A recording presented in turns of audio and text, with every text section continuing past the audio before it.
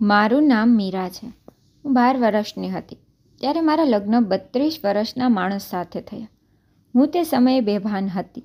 બેભાનીની હાલતે જ હું મારા સાસરે આવી. કદાચ કોઈ મારી નજીક હતું જે મારા શરીરને સ્પર્શ કરી રહ્યું હતું. હું ડરી ગઈ. મેં કહ્યું, અંકલ, મને છોડી દો. પરંતુ તે માણસે મારી વાત ન સાંભળી અને હું પીડાથી ચીસો પાડી રહી હતી. જ્યારે મારી નજર ચાદર પર પડી તો હું બેહોશ થઈ ગઈ.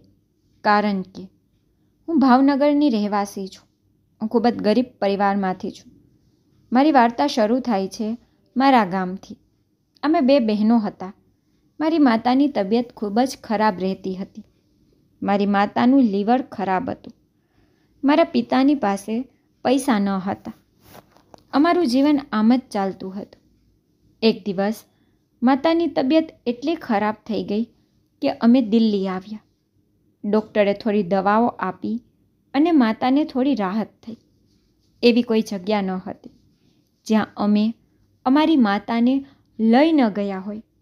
સંબંધીઓએ મોં ફેરવી લીધું. કોઈએ અમને મદદ ન કરી. અમે મારી માતાને દિલ્હીથી લઈને ઘરે આવ્યા. અમારો સમય પસાર થઈ રહ્યો હતો. હું 12 વર્ષની થઈ ગઈ હતી. એક દિવસ પાડોશી આંટીએ મારી માને મળવા મારા ઘરે આવી હતી.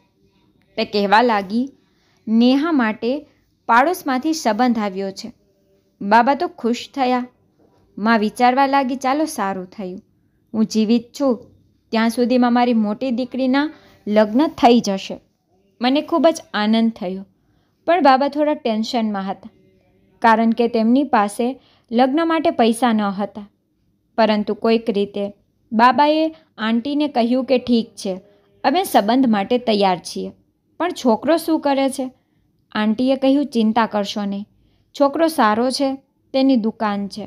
બાબાએ કહ્યું, ઠીક છે. આંટીએ કહ્યું, ઠીક છે, હું છોકરાઓને કહું છું તે લગ્ન કરી અને નેહાને લઈ જાય.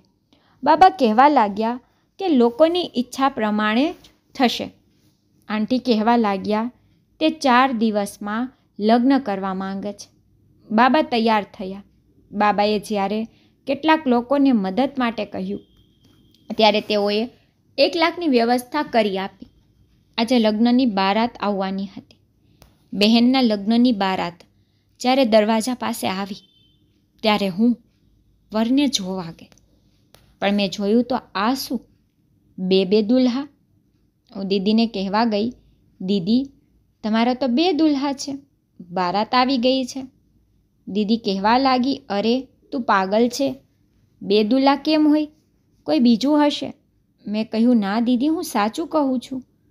હવે બહેન પણ વિચારમાં ખોવાયેલી હતી. બાબા અમારી પાસે આવ્યા અને કહ્યું, મીરા, તું તૈયાર થઈ જા અને બહેનને પણ તૈયાર કરીને લાવ. મેં કહ્યું, ઠીક છે બાબા. હું દીદીને મંડપ સુધી લઈ ગઈ.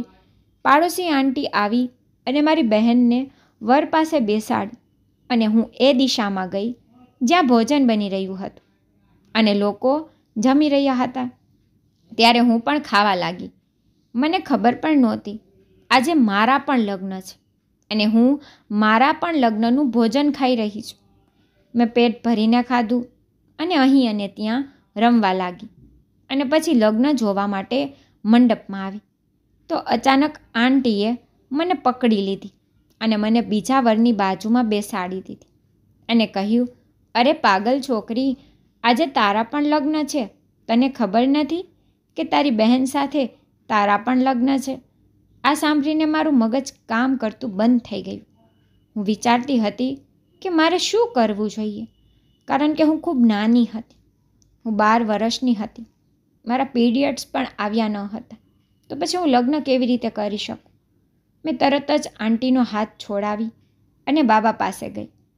બાબાને કહ્યું, આ આંટી શું કહે છે બાબા? શું ખરેખર આજે મારા પણ લગ્ન છે? બાબાએ કહ્યું, હા દીકરા, તારા પણ આજે લગ્ન છે. મારા બાળકો, આ મારી લાચારી છે. તારે લગ્ન કરવા પડશે. તારી માતાને પણ ખબર છે કે આજે તારા અને તારી બહેન બંનેના લગ્ન થવાના છે. કૃપા કરીને મને માફ કરો અને મારા અને તારી માતા માટે લગ્ન કરો. હું બાબાના આંસુ જોઈ શકતી ન હતી. તેથી કહ્યું, ઠીક છે બાબા, હું લગ્ન કરવા તૈયાર છું. હું ચૂપચાપ જઈને દુલ્હા પાસે બેઠી. તે દિવસે માની તબિયત ખૂબ ખરાબ થઈ ગઈ હતી. તેને તાત્કાલિક હોસ્પિટલમાં દાખલ કરવામાં આવ્યા હતા. માતાને હુમલો આવ્યો હતો અને તે ફક્ત મારા વિશે જ વિચારી રહી હતી.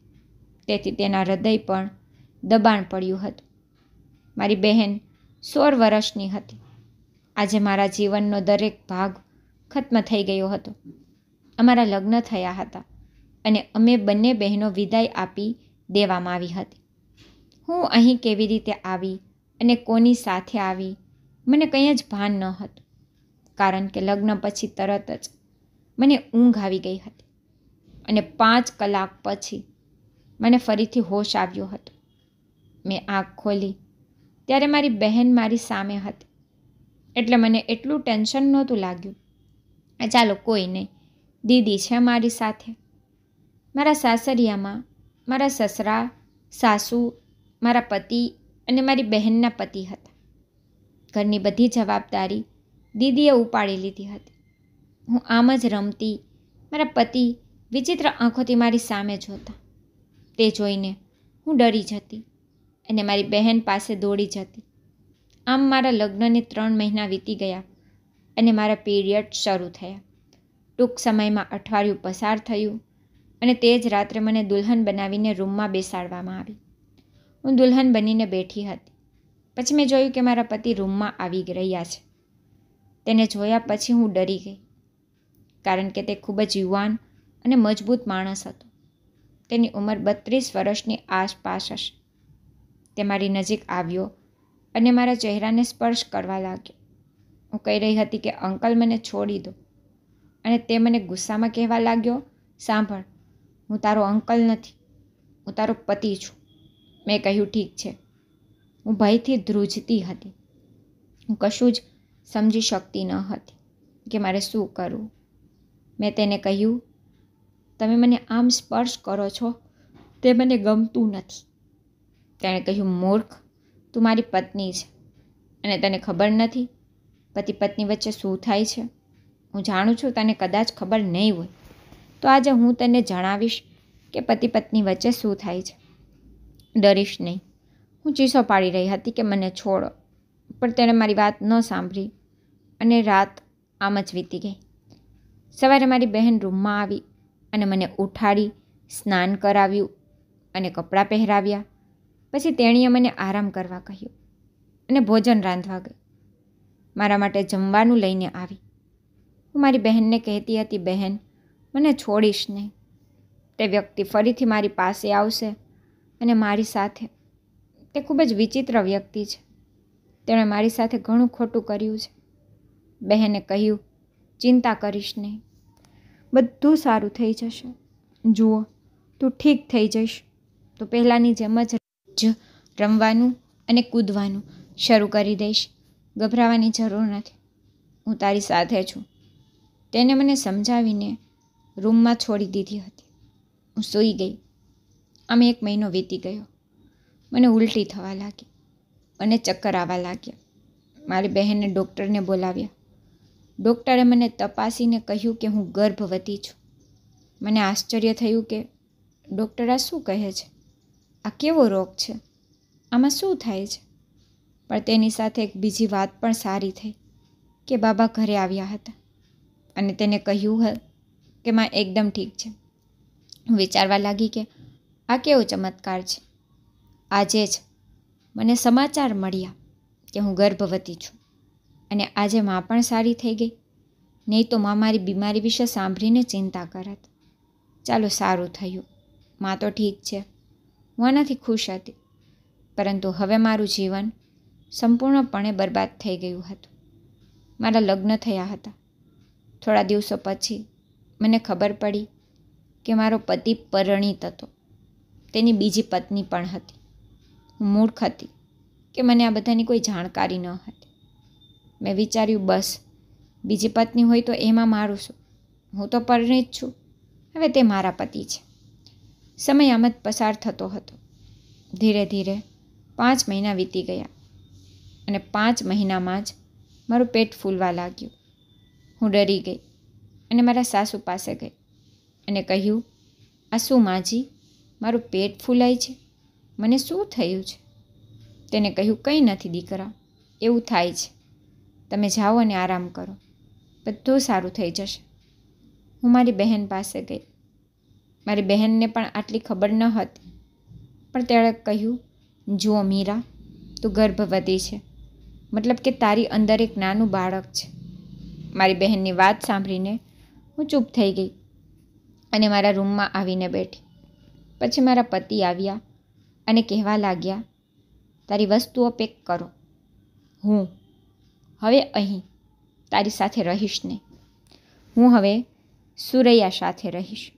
તે મારી પત્ની છે અને હું તેને ખૂબ પ્રેમ કરું છું. મમ્મી અને પપ્પાએ કહ્યું હતું કે હું તારી સાથે લગ્ન કરીશ. તેને કહ્યું હતું હું કોઈ ગામડાની છોકરી સાથે લગ્ન કરું તો તેની વિનંતી પર મેં લગ્ન કર્યા, પણ હવે હું તારી સાથે નહીં રહી શકું, તેથી તું તારી વસ્તુઓ બહાર કાઢ. હું ડરી ગઈ હતી, કારણ કે હવે મને લગ્નનો સંપૂર્ણ અર્થ ખબર પડી ગયો હતો અને આ કહેનાર આ માણસ મને છોડવાની વાત કરી રહ્યો હતો અને હું તેમ કરી શકતી ન હતી અને તે મને છોડી શકતો ન હતો, કારણ કે મારા પિતાજીએ અમારા લગ્ન માટે ઘણા પૈસા ખર્ચ્યા. તેણે 1 લાખ રૂપિયા ભેગા કર્યા અને લોકો પાસેથી અમારા લગ્ન કરાવવાની માંગણી કરી. અને જો આ માણસ મને છોડી દેશે તો મારા પિતા જીવતા જ મરી જશે.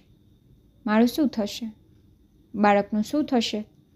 હું રડવા લાગી અને મારા સાસુ સસરા પાસે ગઈ. મારી દીદી પણ ત્યાં જ હતી. મેં કહ્યું કે જુઓ, અર્જુનજી શું કહે છે? તે કહે છે કે તે મને નહીં રાખે. મારી સાસુ પરેશાન થઈ ગઈ અને મારા સસરા મારા પતિને સમજાવવા લાગ્યા કે જો તું આ ન કરી શકે, તારે મીરા સાથે જ રહેવું પડશે. તે ખૂબ જ સરસ છોકરી છે અને તે મા બનવા જઈ રહી છે. તે તારા બાળકની મા બનવા જઈ રહી છે. તું આ કેવી રીતે કરી શકે? તારે ફક્ત મીરા સાથે જ રહેવાનું છે. બધા મારા પતિને સમજાવવાનો પ્રયાસ કરી રહ્યા હતા, પરંતુ તેમણે કોઈની વાત ન સાંભળી.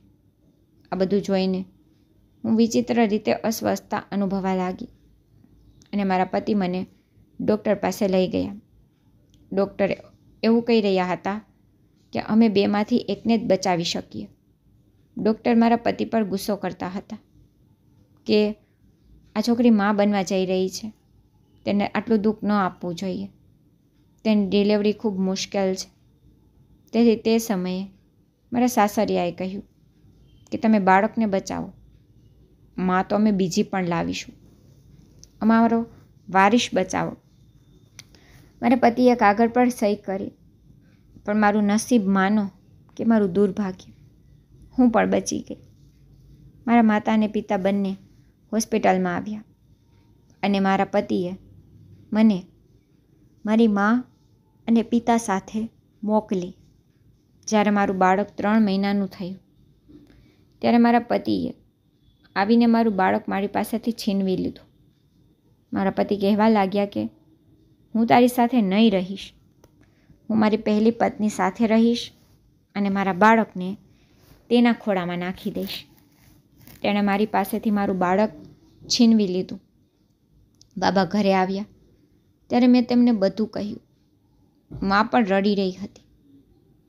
મારા પિતા મને સમજાવવા લાગ્યા, મીરા, તારા સાસરિયાઓ ભણેલા છે, જો તે લોકો આવું કરે છે તો તારાથી નારાજ હશે, તો તું તારા સાસરીએ જા અને તે લોકોને મનાવ, તે જરૂર માની જશે.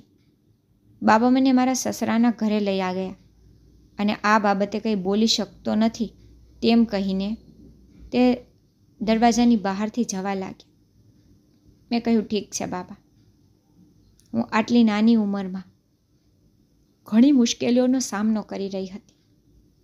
હું નાની ઉંમરે 13 વર્ષની ઉંમરે મા બની ગઈ હતી. કમનસીબે હું બચી ગઈ હતી. હું મારા બાળકો માટે અહીં આવી હતી. મારા મા સાથે રહેવું હતું. જ્યારે હું મારા સાસરે પહોંચી ત્યારે હું સીધી મારા બાળકના રૂમમાં ગઈ. મેં મારા બાળકને મારા ખોળામાં ઉચકીને મારા ગળે લગાડ્યું. આ ક્ષણે મારા પતિ રૂમમાં આવ્યો અને દરવાજો બંધ કરી દીધો અને તેણે મારા પર હાથ ઉપાડ્યો અને બેલ્ટ કાઢીને મારા શરીર પર માર્યું. બહાર મારા સસરા દરવાજો ખોલવાનું કહેતા હતા. મારી બહેન પણ ચીસો પાડી રહી હતી અને રડતી હતી.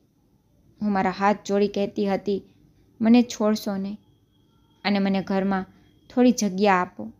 પરંતુ તે જલ્લાદ માન્યો નહીં અને મને ઘરની બહાર ફેંકી દીધી. હું રડતી રડતી ઘરની બહાર નીકળી ગઈ. મેં પોતાને મારી નાખવાની કોશિશ કરી હતી, પરંતુ કમનસીબે હું તે પણ કરી ન શકી. મારી બહેન પણ મારા ઉપર આ જુલ્મ ન સહન કરી શકી અને તેણે પણ તે ઘર છોડી દીધું હતું. હું પોલીસ સ્ટેશન ગઈ, પણ ત્યાં પણ કોઈએ મારી વાત ન સાંભળી. જજ પાસે ગઈ તો તેને કહ્યું, તમે આ કેસ ન કરો, જીતવું તેને જ છે. તમે તો ગરીબ છો, તમારો સાથ આપનાર કોઈ નથી. હું કંઈ કરી શકતી ન હતી, કારણ કે તે પૈસા ચૂકવીને ચોક્કસપણે જીતી શકત. તેથી જજે કહ્યું, તમે તેની સાથે રહેવાનો પ્રયત્ન કરો. આ સાંભળીને મારા હોશ ઉડી ગયા. મેં કહ્યું, ઠીક છે, મારે શું કરવું તે મને તમારે કહેવાની જરૂર નથી. હું તે વ્યક્તિ સાથે રહેવા માંગતી નથી, પરંતુ હું તમને મારું બાળક મને અપાવવા વિનંતી કરું છું. જજે કહ્યું કે તે બાળક પણ તમને મળી શકતું નથી. બાળક તમારા પતિના હાથમાં છે, કારણ કે તમે હજી 13 વર્ષના છો અને બાળક તમને ત્યારે મળે જ્યારે તમે 18 વર્ષના થાવ. ત્યારે હું જજને હાથ જોડીને કહેવા લાગી, સાહેબ કંઈ પણ કરો, પણ મને મારું બાળક અપાવો. સર કહેવા લાગ્યા કે ઠીક છે, હું પ્રયાસ કરું છું, તમે 1 લાખની વ્યવસ્થા કરો. મેં 1 લાખની વ્યવસ્થા કરી અને જજ સાહેબને આપી દીધા. પરંતુ મારા દુર્ભાગ્યનું પરિણામ એ આવ્યું કે હું કેસ હારી ગઈ. આથી હું મારા હાથ જોડી મારા પતિને વિનંતી કરી. મેં તેને કહ્યું કે મને મારું બાળક આપો, તે મરી જશે, તે ખૂબ જ નાનું છે, તેને મારી જરૂર છે. પરંતુ તે વ્યક્તિએ મને મારું બાળક ન આપ્યું. જજનું કહેવું હતું, જો તમે 18 વર્ષના હોત તો બાળક તમારી પાસે હોત, પરંતુ તમે ઘણા નાના છો, તેની જવાબદારી ઉપાડવા તૈયાર નથી. આ સાંભળીને હું ત્યાં બેભાન થઈ ગઈ. મા બાબા કોઈક રીતે મને પકડીને ઘરે લઈ આવ્યા. જ્યારે હું હોશમાં આવી ત્યારે હું મારા બાળકને શોધી રહી હતી. મને ખૂબ રડવાનું મન થતું હતું. હું મારા બાળકને ખૂબ જ યાદ કરતી હતી. ઘણો સમય આ રીતે પસાર થયો. બાબાએ મને ફઈના ઘરે મોકલી દીધી. હું ત્યાં 4 વર્ષ રહી. ફઈનો એક દીકરો હતો, અમન, જે બહુ સારો હતો. તે શિક્ષક હતો અને તેને મારી આખી વાત ખબર હતી. તે મારા વિશે બધું જાણતો હતો. અમન મને ખુશ રાખવા માટે ખૂબ જ પ્રયત્ન કરતો. અમન બહુ સારો છોકરો હતો. તે કામ કરતો હતો, તેની આવક પણ ઘણી સારી હતી.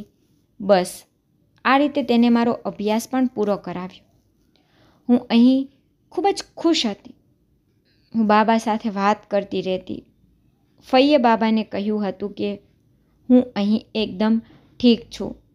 હું પણ બાબાને કહેતી કે તમે મારી ચિંતા ન કરો અને બહેનને કહો જીજાજીને મનાવી લે અને દુબઈ ચાલી જાય. આમાં જીજાજીનો તો કોઈ વાંક જ નથી. મારા જીજાજી દુબઈમાં રહેતા હતા. આ જાલિમો સાથે રહેતા ન હતા. મારી વિનંતી પર બહેને જીજાજી સાથે વાત કરી અને જીજાજીએ બહેનને દુબઈ બોલાવી લીધી. બહેન તેના જીવનમાં ખૂબ ખુશ રહેવા લાગી. હું પણ ખૂબ ખુશ હતી, કારણ કે મારા કારણે મારી બહેને તે ઘર છોડી દીધું હતું. દીદીએ કહ્યું કે હું તે ઘરે રહી શકતી નથી, તો જીજાજીએ હા પાડી અને તેને દુબઈ બોલાવી લીધી. મા અને પિતા પણ સારી રીતે રહેતા હતા. હું તેની સાથે વાત કરતી રહેતી. અહીં અમન અને ફઈ તેમના શ્રેષ્ઠ પ્રયાસો કરતા જેથી હું મારી જૂની યાદો ભૂલી જાઉં. પરંતુ મારી સાથે જે બન્યું છે તે બધું હું કેવી રીતે ભૂલી શકું? એક દિવસ અમન મારી પાસે આવ્યું ત્યારે હું રડી રહી હતી. અમને કહ્યું, જો તને વાંધો ન હોય તો હું તને કંઈક કહું. મેં અમનને કહ્યું, હા કહો, શું કહેવા માંગો છો? અમન પૂછવા લાગ્યો કે તને ફરી લગ્ન કરવાનો મોકો મળે તો તું શું કરીશ? મેં કહ્યું કે ના, મને તો લગ્નના નામથી જ નફરત છે. હું હવે જીવનમાં ફક્ત સફળતા મેળવવામાં ઈચ્છું છું. હું મારા પગ પર ઊભી રહેવા માંગુ છું. અમને કહ્યું, ઠીક છે, પણ જો તને સારો છોકરો મળે તો? મેં કહ્યું, બિલકુલ નહીં. એ લોકો પણ સારા હતા, ભણેલા હતા, પણ પછી વાસ્તવિકતા બહાર આવી ત્યારે મારી સાથે શું થયું? આટલી નાની ઉંમરે મેં ઘણું જોયું છે. લગ્નના નામે મને ડર લાગે છે.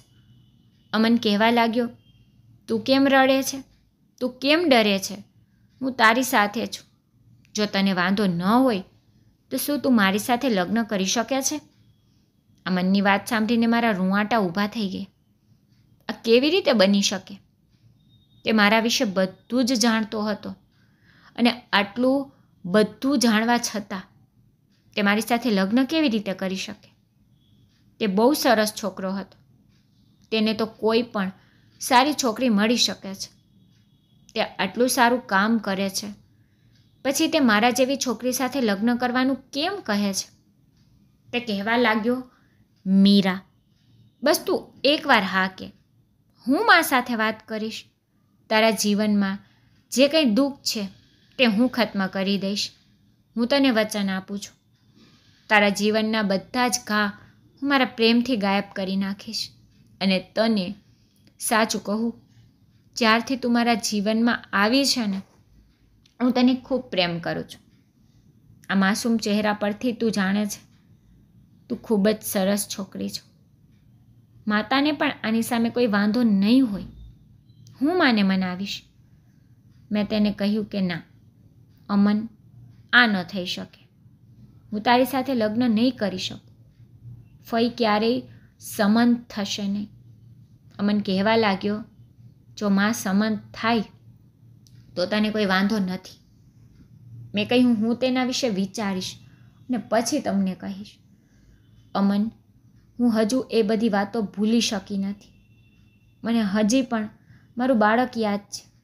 મારું હૃદય મારા બાળક માટે દુખે છે. હું મારા બાળકને સ્પર્શ કરવા માંગુ છું. હું તેની સાથે રહેવા માંગુ છું. પણ મારું નસીબ તો જુઓ. તે મારી નજીક આવ્યો અને બોલ્યો, જુઓ મીરા, હું તને ખૂબ પ્રેમ કરું છું અને તારા માટે હું તારું બાળક દત્તક લેવા પણ તૈયાર છું. તું એકવાર હા કે. હું તારી સાથે લગ્ન કરીશ અને તારું બાળક ચોક્કસ પાછું લાવીશ. અમને એટલું કહ્યું કે હું ધ્રુસકે રડવા લાગી અને અમનને મને ગળે લગાડી. આ બધું ફઈ જોઈ ગઈ અને તે તેના રૂમમાં જઈને બેઠી. અમન પણ તેની પાસે ગયો. ફઈએ કહ્યું, અમન, મને મીરા બહુ પસંદ છે અને હું તેને મારી વહુ પણ બનાવવા માંગતી હતી, પણ મને ડર હતો કે આ વાત સાંભળીને તું મારા પર ગુસ્સે થઈ જઈશ. આ સાંભળી અમન ફઈના ગળે લાગી ગયો અને અમન અને ફઈ મારા રૂમમાં આવ્યા. ફઈ બોલ્યા, મીરા મારી દીકરી, તે બહુ સહન કર્યું છે. હું ઈચ્છું છું કે હવે તું અમન સાથે લગ્ન કર અને નવું જીવન શરૂ કરો. તમે તમારી બધી સમસ્યાઓ ભૂલી જાઓ, તમારા બધા ભૂતકાળને ભૂલી જાઓ અને તમારા જીવનની નવી શરૂઆત કરો. મેં મારી ફઈને ગળે લગાવી અને આ સંબંધ માટે તૈયાર થઈ. ફઈએ પણ મમ્મી પપ્પાને બોલાવ્યા અને તેણે અમારા લગ્ન ખૂબ જ ધામધૂમથી ગોઠવ્યા. આજે હું અમનની દુલ્હન બનીને તેના રૂમમાં બેઠી હતી અને અમન મારા રૂમમાં આવ્યો અને તેને મને ખૂબ પ્રેમ કર્યો. આજે હું બહુ ખુશ હતી. ધીમે ધીમે સમય આમ જ પસાર થયો અને 4 મહિના વીતી ગયા. એક દિવસ અમન મારી પાસે આવ્યો અને કહેવા લાગ્યો, અમારે લખનૌ જવું છે. લખનૌનું નામ સાંભળીને મારા રૂંવાટા ઊભા થઈ ગયા. અમન કહેવા લાગ્યો કે મેં તને વચન આપ્યું હતું કે હું તને તારા પુત્ર સાથે ચોક્કસ પરિચય કરાવીશ, પણ ત્યાં જઈ ખબર પડી કે તે લોકો તો બીજા શહેર ચાલ્યા ગયા. કદાચ મારા બાળકને મળવું મારા નસીબમાં નથી. હવે મેં બધું ભગવાન પર છોડી દીધું. ભગવાન ઈચ્છે તો હું એક દિવસ મારા પુત્રને ચોક્કસ મળીશ. ઘણા ઉતાર ચઢાવ જોતા અમારા લગ્નના 3 વર્ષ વીતી ગયા. મને એક દીકરી હતી જેનું નામ મેં આયશા રાખ્યું હતું. ઘરમાં પણ બધા ખુશ હતા. હું પણ ખૂબ ખુશ હતી. પણ અચાનક મને ખબર પડી કે આયશા જોઈ શકતી નથી. મેં કહ્યું કે મારા બાળક સાથે આવું ન થઈ શકે. અમન, કંઈક કરો. આપણે કોઈ મોટા ડૉક્ટરની સલાહ લઈશું. આપણે તેની સારવાર કરાવીશું. મારી આયશા પણ જોશે. અમનને કહ્યું, ચિંતા કરીશ નહીં. મારો એક મિત્ર છે જે મેડિકલ કરે છે. તેની પાસે જાણ્યા પછી હું તને કહીશ કે સારો ડૉક્ટર કોણ છે. અમે તેની પાસે આયશાને લઈ જઈશું.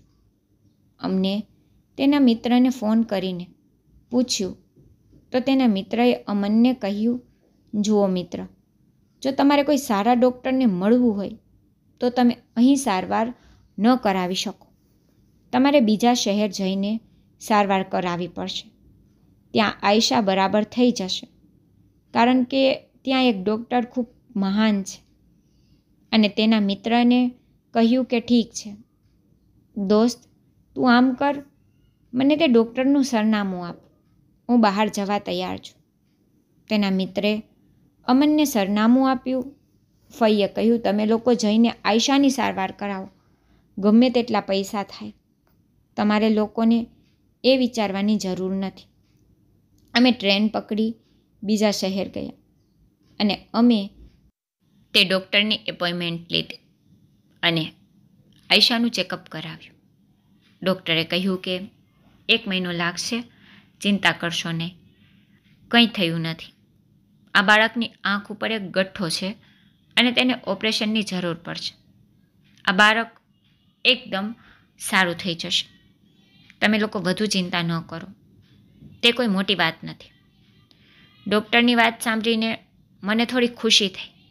મેં અને અમને ડૉક્ટરના ક્લિનિક પાસેના ફ્લેટમાં એક રૂમ બુક કર્યો. મારી પુત્રીની સારવાર ચાલી રહી હતી, પરંતુ તે દરમિયાન એક દિવસ હું ફ્લેટમાંથી બહાર આવી તો જે જોયું તે જોઈને મારા પગ નીચેથી જમીન નીકળી ગઈ. ફ્લેટની બહાર મેં તે વ્યક્તિને જોયો જેને હું ખૂબ જ નફરત કરતી હતી, પણ મારું હૃદય જોરથી ધડકવા લાગ્યું. મને આશાનું કિરણ દેખાયું. મારો પુત્ર, જ્યારે હું મારા પુત્ર માટે તરફવા લાગી ત્યારે તે આ જ ફ્લેટમાં ઉપર જઈ રહ્યો હતો. મેં મારો ચહેરો છુપાવ્યો અને તેની પાછળ ગઈ અને સામે આવી. મને આગળ પાછળ હવે કશું દેખાતું ન હતું. હું મારા પુત્રને મળવા માંગતી હતી. મેં મારો ચહેરો છુપાવીને તે માણસ સાથે વાત કરવાનું શરૂ કર્યું. એટલે તે ચોંકી ગયો અને કહેવા લાગ્યો, હા બોલો, શું વાત છે? મેં કહ્યું, મારે મદદ જોઈએ છે. હું અહીં નવી છું. મારે થોડા દિવસો માટે ભાડા પર ઘર જોઈએ છે. શું તમે મારા માટે ઘર અપાવી શકો છો? તેણે કહ્યું, ફક્ત 1 મિનિટ રાહ જુઓ, હું આવી રહ્યો છું. તેના હાથમાં થોડી વસ્તુઓ હતી. તે કોઈ બાળકને બોલાવી રહ્યો હતો. થોડી વખત પછી એક સુંદર છોકરો બહાર આવ્યો. તેને જોઈને મને લાગ્યું કે કદાચ આ જ મારું બાળક છે. હું તેને સ્પર્શ કરવા માંગતી હતી. હું તેને મારી છાતીએ લગાવવા માંગતી હતી, પણ મેં મારા હૃદય પર પથ્થર રાખી દીધો. તે માણસે બાળકને વસ્તુઓ આપી અને તેને ફરી જવા માટે કહેવા લાગ્યો અને કહ્યું, આ મમ્મીને વસ્તુ આપી દે. હું તરત જ ત્યાંથી બહાર આવી. હું મારા રૂમમાં આવી ત્યારે સાંજ પડી ગઈ હતી. અમન ઘરે આવ્યો. અમારી દીકરી તે હોસ્પિટલમાં એડમિટ હતી, તેથી અમન ડૉક્ટર પાસે ગયો હતો. એક તરફ મારા બાળકની સારવાર ચાલી રહી હતી અને બીજી તરફ ભગવાને મને મારા બીજા બાળક સાથે પરિચય કરાવ્યો હતો. આજે હું ખૂબ ખુશ હતી. જ્યારે અમન ઘરે આવ્યો અને હું તેને ગળે લગાવી અને જોરથી રડવા લાગી, મેં અમનને આખું સત્ય કહ્યું. અમને કહ્યું કે આપણે આ રીતે બાળકને સીધું તો લઈ જઈ શકીએ નહીં. મીરા, થોડી ધીરજ રાખો અને જુઓ કે હું તારા બાળકને કેવી રીતે લઉં છું.